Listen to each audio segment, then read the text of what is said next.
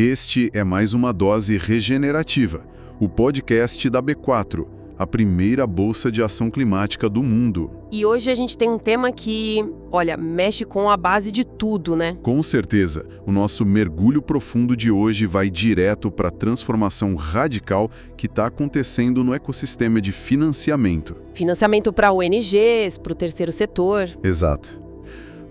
A forma como o dinheiro flui para quem está lá na ponta tentando resolver os maiores problemas globais mudou de um jeito que pouca gente percebeu ainda. Mudou completamente. E o nosso objetivo nessa análise hoje é justamente desvendar essa transição, sabe? Tirar isso da caixa preta. Isso. Porque, historicamente, a captação de recursos era quase 100% baseada, era o famoso networking analógico. Ou quem indica, né? Ter que conhecer as pessoas certas, frequentar os coquetéis certos, ou conseguir o contato daquele diretor dentro de uma fundação. E isso era excludente por natureza. Muito! Mas hoje, esse modelo analógico ele foi meio que atropelado. Ele foi substituído por plataformas digitais que são incrivelmente sofisticadas. Virou a inteligência filantrópica. Perfeito, é isso. A gente saiu do caderninho de contatos e foi direto para o cruzamento massivo de dados em escala global. E é vital que a nossa audiência entenda isso, porque, seja você uma liderança, um pesquisador ou alguém tocando um projeto de impacto social, não basta mais só ter uma ideia bonita no papel. Infelizmente, a boa intenção não paga os boletos do projeto, né? Não paga. Para sobreviver nesse ecossistema de hoje, a pessoa precisa dominar esses dados, precisa entender a mentalidade de quem está doando, construir governança e evitar umas fraudes bem perigosas que a gente vai comentar mais pra frente. Tem muita armadilha nesse caminho. Mas então, vamos desempacotar isso tudo. Como é que a gente visualiza o tamanho real dessa nova abordagem de mercado? O que é mais fascinante aqui é o que a gente chama de abordagem massiva. Para ilustrar, a gente precisa olhar para plataformas tipo a Triple Funds. Que fica lá na Áustria, certo? Isso, operada pela Triple Minds. Eles não fizeram só um catálogo de doadores. Eles construíram um ecossistema gigantesco. Os números são assustadores. São. A gente está falando de mais de 4 mil perfis de doadores, mapeados num nível de detalhe absurdo. E, olha isso, o rastreamento ativo de umas 500 mil fontes de financiamento diferentes. 500 mil fontes. 500 mil. É uma escala que beira o incompreensível. Porque, se a gente pensar numa ONG local aqui no Brasil, até uns 5 anos atrás, o pessoal ficava dependendo de edital publicado no Diário Oficial. Ou fuçando o site de prefeitura, né? Exato. Como é que uma organização pequena sequer começa a navegar num oceano de 500 mil de possibilidades sem ir à falência pagando a mensalidade de um sistema desses? Então, esse é o pulo do gato. A Triple Funds opera no modelo de negócio social. Entendi. A estrutura de preços deles foi pensada para criar uma equidade de acesso. Porque, pensa bem, uma ONG menor num país emergente não tem grana para contratar uma consultoria internacional. Impossível. Mas a plataforma tem um acesso que custa 39 euros por mês. 39 euros é acessível. Dá o quê? Um pouco mais de 200 reais. Exatamente. Com isso, uma equipe faz uma força-tarefa de 1 mês, pesquisa intensamente, encontra os editais de curto prazo e pronto. E para quem é maior? Aí eles têm o plano Premium, que custa 1.188 euros anuais. Nesse plano, a própria plataforma faz uma revisão técnica profunda da proposta antes da ONG enviar. O que já reduz aquela barreira de entrada enorme. Muito. Mas achar o dinheiro e ter a proposta certinha é só uma parte da brincadeira. E a nossa pesquisa mostrou justamente isso, né? Que hoje, a forma como a organização se comporta nos bastidores pesa quase tanto quanto o projeto técnico. Às vezes até mais, viu? A gente vê isso claríssimo no modelo da Funds for NGOs. Aquela com sede em Nova York? Essa mesmo. A abordagem deles vai muito além de ensinar a preencher formulário com palavra-chave. Se a gente conectar isso com um cenário maior da filantropia hoje, a Funds for NGOs bate numa tecla inegociável que eles chamam de capacidade organizacional. Que é o grande terror de muita ONG. É o terror porque exige comprovação. A premissa deles é: captar recurso hoje exige demonstrar transparência absoluta, governança, capacidade de gestão financeira real, Porque os doadores institucionais estão morrendo de medo, né? apavorados. Risco de compliance é a palavra do momento para eles. Eles não querem só a ideia inovadora para salvar a Amazônia. Eles querem a garantia de que a ONG tem processo auditável. Até para não virar escândalo depois. Exato. E é por isso que contar histórias de impacto humanizadas, sim, é legal, mas elas têm que estar apoiadas em balanços financeiros transparentes. Essa é a verdadeira moeda de troca agora. E faz total sentido que as próprias plataformas tenham que mostrar essa sustentabilidade. A própria Funds for NGOs, por exemplo, O que aconteceu com eles? eles fizeram uma transição. Eles tinham um modelo que era quase todo gratuito e passaram para um sistema premium. Ah, mas isso era inevitável. Inevitável. Totalmente, porque para manter uma infraestrutura de TI que cruza esse mar de dados em tempo real e ainda pagar uma equipe global de pesquisadores atualizando os editais todo santo dia, O modelo gratuito não fecha a conta. não fecha. Eles tiveram que cobrar o premium para garantir que a qualidade da inteligência não despencasse. Bom, aqui é que a coisa fica realmente interessante. Lá vem. Não, pensa comigo. A gente está aqui falando que as ONGs precisam provar o seu valor, provar transparência, abrir os livros contábeis para os doadores. Mas e o caminho inverso? Ah, a fiscalização de quem tem o dinheiro. A gente teve essa simetria de poder gigantesca. As fundações bilionárias ditando todas as regras, e quem recebia o fundo ficava refém de um processo super burocrático, morrendo de medo de reclamar e perder a verba. A pessoa não podia dar um pio. Nenhum. O que os dados mostram sobre a quebra dessa dinâmica? Porque tem coisa nova aí. Tem sim. O mercado finalmente respondeu a essa dor com plataformas como o grantadvisor.org. Que é tipo um Yelp, né? É a melhor analogia. Imagina aquele site de avaliar restaurante ou hotel, só que focado exclusivamente em avaliar grandes fundações filantrópicas. É o espaço onde a ONG finalmente pode chegar e falar: olha, o processo seletivo dessa Fundação X é um labirinto impossível, E o melhor, sem sofrer retaliação. por causa do anonimato. O anonimato é a alma do Grants Advisor. A plataforma tem uma regra de que o perfil de uma fundação só fica público depois que eles recebem pelo menos 5 avaliações diferentes. Ah, interessante.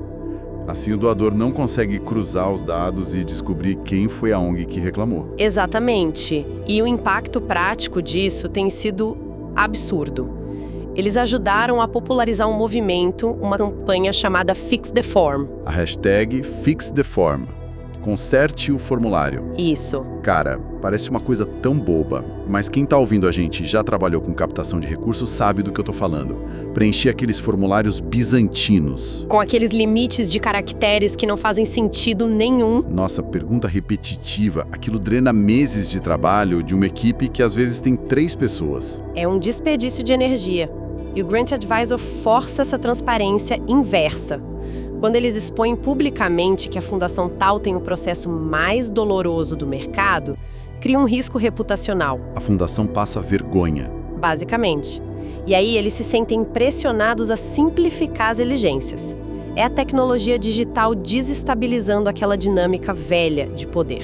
E já que a gente entrou nesse tema de inovação digital, na nossa imersão a gente esbarrou num fenômeno muito curioso nessa sopa de letrinhas das plataformas. A confusão dos nomes. O choque de nomes, porque reflete perfeitamente as duas almas que estão brigando nesse ecossistema hoje. São 2 plataformas com nomes quase idênticos, mas que operam em galáxias diferentes. A confusão é super compreensível se você só bater o olho, mas os propósitos, nossa, são opostos. Explica pra gente o primeiro lado da arena. De um lado, a gente tem o All Grants, que o endereço é allgrants.org. Certo? Esse é um projeto 100% acadêmico. Ele é liderado pelo Ethan White, que é um pesquisador da Universidade da Flórida. O ethos deles é ciência aberta, total colaboração. É comunitário. Isso. Eles montaram um repositório onde os próprios pesquisadores sobem voluntariamente as propostas de financiamento deles. E não só as que ganharam, mas as que foram rejeitadas também. O que é um material de estudo riquíssimo. Muito. O objetivo é puramente educacional. A pessoa entra lá para estudar a estrutura do argumento, a linguagem que funcionou numa banca e a que falhou. É uma biblioteca comunitária de acertos e erros. Legal, mas aí, do outro lado da rua. Operando numa lógica que não tem nada a ver. A gente tem a OpenGrants.io. E olha, eles são a personificação daquela mentalidade startup do Vale do Silício. Capital de risco, escalabilidade. Exato. O modelo de negócios deles é vender eficiência bruta. Não tem nada de ciência aberta ali. Eles usam a inteligência artificial, né? E a avançadíssima, eles têm um chatbot que fica disponível 24 horas por dia, 7 dias por semana, e o foco deles é guiar startups de tecnologia limpa e ONGs de pesquisa por dentro daquele labirinto que são os fundos federais do governo americano. Eles cobram para a IA fazer o trabalho pesado de decifrar a burocracia do governo dos Estados Unidos? É isso. São duas filosofias muito em choque, né? O altruísmo acadêmico de um lado e a monetização da eficiência algorítmica do outro. Enquanto essas novas tecnologias de IA vão florescendo, a gente percebeu que as redes tradicionais, aquelas que dominavam o setor antes, estão passando por um sufoco real. Estão suando a camisa. O que está acontecendo com essas instituições mais antigas? Olha, a crise nelas ilustra muito bem como o dinheiro estatal é volátil. O caso da Bond é emblemático. A Bond é a rede do Reino Unido. Isso, é a principal rede de ONGs de desenvolvimento internacional lá do Reino Unido. Se você pegar os anos fiscais de 2022 para 23 e depois de 23 para 24, a receita deles tomou um golpe duro. Caiu de 3,7 milhões de libras para 2,7 milhões. Uma queda livre em 12 meses. É muita coisa. O que motiva um corte desse tamanho numa rede tão estabelecida? Faca no orçamento governamental. Foram cortes diretos na ajuda externa do governo britânico. E o que é louco é que isso gerou uma situação de extrema ironia estratégica. Como assim? Pensa, a Bond está na linha de frente, liderando todos os debates super complexos sobre descolonizar a ajuda humanitária. Ah, e reformar o setor? Sim. Mas aí, com a perda do dinheiro público, eles se veem forçados a passar por uma reestruturação comercial. Estão tendo que buscar parceria corporativa, vender serviço para conseguir sobreviver. É muito irônico. Eles estão tentando mudar as regras do jogo do capitalismo filantrópico, mas estão lutando para não serem expulsos do tabuleiro financeiro. Exatamente. E a natureza abomina o vácuo, né? Enquanto essas redes generalistas lá na Europa perdem força, o mercado está se fragmentando em vários nichos super especializados. Tá pulverizando. A gente está vendo plataformas que olham para o mapa do mundo e falam: eu vou cuidar só dessa fatia aqui. E isso democratiza de um jeito muito peculiar. Um caso muito bom de hiperespecialização é a Aura. A infraestrutura inteira deles é focada só no mundo árabe. E o detalhe, é 100% gratuito. E essa gratuidade, quando você cruza com o foco regional, gera uma inteligência de alto valor. Muito alto. A gente viu nos dados deles, por exemplo, um mapeamento preciso de que, na Argélia, os maiores fluxos de capital internacional estão indo direitinho para os setores de saúde e educação. Para uma ONG local na Argélia, isso poupa uns 3 anos de pesquisa. Com certeza. E além desse recorte geográfico, a gente tem um recorte temático. O Terra Viva Grant Directory é um exemplo. Eles focam só em meio ambiente, agricultura sustentável e recursos naturais. E o jeito que eles cobram pelo acesso é muito inteligente. Sim, um modelo de micropreços. R$100 anuais. É irrisório. E o mais importante que eles fazem é dar visibilidade aos microsubsídios. Que são bolsas menores, de 500 a 10 mil dólares, né? Exato. Pode parecer dinheiro de troco para uma fundação gigante, mas 10 mil dólares compra muito equipamento de campo para um biólogo na Amazônia. Paga as sementes de uma cooperativa agrícola inteira no Nordeste. Faz a roda girar. E para a juventude também tem mapas próprios agora. Assim, o Opportunity Desk, que é mais focado em bolsas de estudo e estágio, e o Global South Opportunities, que centraliza vaga de emprego em ONG global para a galera de país em desenvolvimento. Mas quando a gente deixa os microsubsídios e começa a olhar para cifras milionárias, aí o tom da conversa muda. Muda bastante. Quem são os verdadeiros pesos pesados hoje no mercado? Lá no topo da cadeia alimentar do financiamento, não tem como não falar da Comissão Europeia. É um dos maiores atores, sem dúvida. Movimentando bilhões de euros. Bilhões! A gente está falando de programas tipo o Erasmus Plus, para educação, o Horizonte Europa, focado em pesquisa e inovação, e o programa LIFE, dedicado ao clima. Só que aí a burocracia do tamanho do cheque, né? Proporcional. Aprovar um projeto na Comissão Europeia é uma maratona. Você tem que passar por bancas de especialistas independentes que são absurdamente rigorosas e quase sempre exigem que você forme consórcios e parcerias internacionais sólidas. Não dá para fazer sozinho. Mas e aqui? Como que esse capital aterriza no cenário brasileiro? Porque o Brasil sempre foi uma espécie de imã para financiamento climático e de direitos humanos. E continua sendo. O fluxo de capital para o Brasil continua bem intenso, só que as diretrizes estão mais específicas do que nunca. Dá um exemplo pra gente. A Fundação Ford. Eles liberaram diretrizes públicas agora para 2025. Os subsídios vão de 50 mil a 450 mil dólares. É um bom valor. E qual é o foco? Foco cirúrgico. Justiça de gênero, ação climática e direitos de populações indígenas e quilombolas. Bem delimitado. E além desse capital internacional que chega direto, a gente tem as forças locais redistribuindo, né? O Fundo Brasil de Direitos Humanos é gigante nisso. Eles já repassaram mais de 21,4 milhões de dólares. E isso pulverizado em... Quantos projetos foram mesmo? 2.075 projetos. É capilaridade pura. E na frente ambiental, a gente esbarrou no Agroecology Fund. Eles financiam a transição para economias biodiversas, apoiando movimentos grandes, tipo o MST. E cooperativas gigantes também, como a Coop Cerrado. Com uma atuação fortíssima no Cerrado e na Amazônia. Mas não é só impacto social puro e conservação. A academia brasileira está puxando um capital altíssimo lá de fora. Esse ponto é crucial da gente destacar. O Conselho Europeu de Pesquisa, o ERC, que é prestigiadíssimo, concedeu há pouco tempo um Synergy Grant histórico. Para pesquisadores da UF, a Universidade Federal Fluminense. Exato, um financiamento profundo para uma pesquisa sobre o tráfico transatlântico de escravos. Isso é uma baita quebra de paradigma. Mostra que o Brasil não está só recebendo dinheiro para não cortar a árvore. A gente está liderando a produção de conhecimento global de ponta com dinheiro deles. Mas tem uma dança das cadeiras rolando nos bastidores aí. Ah, sempre tem. As prioridades de quem assina o cheque estão mudando numa velocidade que quem executa o projeto não está conseguindo acompanhar. Qual é o principal desafio estratégico agora? A mudança de rota geográfica. Olha o caso das instituições consolidadas na Amazônia, como a Fundação Vitória Amazônica, a FVA. Eles são super tradicionais lá. Muito. E, historicamente, a grana fluía fácil para a manutenção de áreas que já eram protegidas. Só que os dados mostram que os financiadores internacionais estão tirando o dinheiro dessas áreas protegidas e jogando massivamente para zonas que têm altos índices de desmatamento atual. Entendi. O capital está fluindo para onde a fumaça está mais espessa. Bem isso. E isso obriga as ONGs mais tradicionais a desenharem os projetos tudo de novo.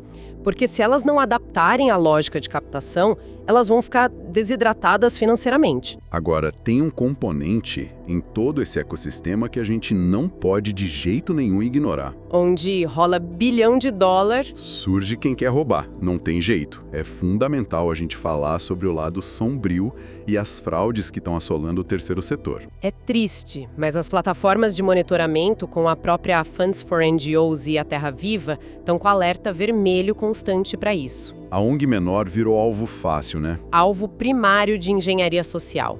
A ONG tem pouca infraestrutura de TI e os golpistas, olha, eles estudam o jargão do setor. A linguagem é perfeita. É cruel porque explora o desespero de quem tá com caixa no zero. Tem de tudo. Tem aquele phishing clássico, né? O e-mail falso. Isso. A ONG recebe um e-mail com a logo de uma fundação enorme dizendo: "Parabéns, seu projeto ganhou 100 mil dólares. Só que o e-mail vem de um @gmail ou @yahoo. Em vez do domínio oficial. Mas tem umas fraudes bem mais elaboradas que envolvem arrancar um custo inicial da ONG. O golpe da taxa de liberação. Esse é super comum. Eles mandam um e-mail dizendo que o subsídio internacional está aprovado, mas que para liberar o fundo para conta no Brasil, a ONG precisa pagar uma taxa administrativa. Ou uma taxa alfandegária, de câmbio. Isso. E a regra de ouro aqui para qualquer profissional da área é inegociável. agência doadora e fundação legítima nunca cobra taxa para doar dinheiro. Se estão pedindo dinheiro para te dar dinheiro, é golpe. É fraude na certa. E ainda tem os golpes das falsas conferências internacionais. Os caras mandam um convite para um simpósio global sobre clima, sei lá, em Genebra, falam que passagem e hotel estão pagos por uma bolsa. Mas tem a pegadinha, claro. Exigem $200 de taxa de registro direto para a organização do evento. A ONG paga, achando que vai fazer o networking do século, e o evento nem existe. E não para por aí. Tem redes criminosas, inclusive, operando da África do Sul, que estão usando termos legítimos, tipo Global South, Sul Global, para fazer os chamados task scams. Como funciona isso? Eles convencem pessoas que estão numa situação vulnerável a fazer pequenas tarefas digitais, com a promessa de que vão receber um dinheiro de fundos de desenvolvimento social. Mas no final, estão roubando dados e dinheiro da própria pessoa. É um nível de predação absurdo. E como se não bastasse ter que lidar com um cibercriminoso, o próprio clima político em torno dessas verbas virou um campo minado gigantesco. Olha, esse ponto exige muita atenção aos fatos, sem tomar lado porque a coisa escalou. Os documentos apontam que no início agora de 2025, o Comitê de Supervisão da Câmara do ZEWA abriu audiências formais focadas numa parada que os legisladores conservadores chamaram de NGO Slush Funds. Caixas pretas de ONGs. Ou fundos paralelos geridos pelas organizações. A pauta dessas audiências é a acusação de que o dinheiro do contribuinte americano estaria sendo canalizado por agências federais para financiar agendas políticas. Específicas sobre políticas climáticas e de promoção de fronteiras abertas. Exatamente. A acusação é essa. Certo, reportando de forma estritamente factual. O que isso acarreta na prática para a ONG lá na ponta que depende dessa verba? Para a prática, deflagra uma crise de reputação imensa e a ameaça iminente de congelamento ou corte total dos repasses federais. Para não perder o dinheiro, a ONG tem que fazer o quê? O nível de exigência por transparência fica extremo, as ONGs são forçadas a passar por auditorias exaustivas, tem que comprovar com documento cada centavo que vai para um parceiro menor. Para provar, sem sombra de dúvida, que são prestadoras de serviço de impacto e não agentes de ativismo político partidário. Essa é a linha de defesa deles. Então, para a gente amarrar tudo isso que discutimos, a gente cobriu um espectro gigante hoje. Falamos de plataforma digital substituindo o cafezinho de networking, de inteligência artificial escrevendo projeto, de corte na Europa, do dinheiro indo para o foco do desmatamento. Fraudes, política em Washington. Se a gente tivesse que consolidar toda a inteligência dessas fontes no manual de sobrevivência, quais são os grandes pilares para quem busca financiamento nesse mundo de hoje? Olha, a síntese dessa estratégia toda se baseia em 4 pilares fundamentais. O primeiro é o mapeamento hiperdetalhado. A era de atirar para todo lado acabou. Ficar mandando proposta igual panfleto não funciona mais? De jeito nenhum. Os dados provam que aplicar para edital onde o seu projeto não tem aderência total gasta o seu tempo e pior, queima a credibilidade da sua organização lá dentro. Pilar 1. Foco total. Qual é o segundo? O segundo é a análise do que eles chamam de Giving History, o histórico de doações. É obrigatório investigar o passado daquele doador. Quem eles financiaram nos últimos 5 anos. E qual o valor real dos cheques que eles assinam, né? Para não pedir 1 milhão para quem só dá 10 mil. Exato. Ajustar a expectativa. Em resumo, você prevê o comportamento futuro deles estudando o padrão do passado. Certo. E da porta para dentro da ONG. Esse é o terceiro pilar. A governança robusta. As fontes que a gente analisou deixam claríssimo que ter um balanço auditado e políticas internas de transparência hoje pesam a mesma coisa que a excelência técnica da ideia. Sem governança, o cheque não sai. E o quarto pilar? O quarto pilar é o que traz o dado mais impressionante da nossa análise. O engajamento antecipado. Conversar antes. Isso. Os relatórios lá do Grant Advisor mostram que a prática de ligar, mandar um e-mail, tentar dialogar com os oficiais da fundação antes de submeter o formulário oficial, adivinha? Aumenta a chance. Está presente em 100% dos casos de sucesso que eles analisaram. Caramba! 100%. 100%. Esse número diz muita coisa. No meio dessa revolução inteira de algoritmo de IA escrevendo, de banco de dados gigantesco com 500 mil de fontes, o fator humano que aproxima o doador de quem bota a mão na massa ainda é a chave que vira a fechadura do contrato. E isso levanta a reflexão mais provocativa que fica para nossa audiência sobre o futuro de tudo isso. Porque pensa bem, a gente viu que plataformas tipo a Open Grants estão usando IA para redigir propostas burocráticas inteiras em segundos. Sim. À medida que as máquinas ficarem perfeitas em preencher formulário e usar a palavra técnica certinha, a grande pergunta é: o futuro do financiamento social vai ser dominado por quem tem o melhor robô escritor ou, justamente porque vai estar todo mundo automatizado, a autenticidade humana, a confiança no olho vai virar o único diferencial que realmente importa na hora de escolher quem recebe o fundo? 2026 é o ano da conformidade. E você não pode ficar de fora. Esse foi mais um Dose Regenerativa, o seu programa da B4, a primeira bolsa de ação climática do mundo. Acompanhe a gente aqui no Spotify e não esquece de abrir a sua conta na B4 em www.b4.capital.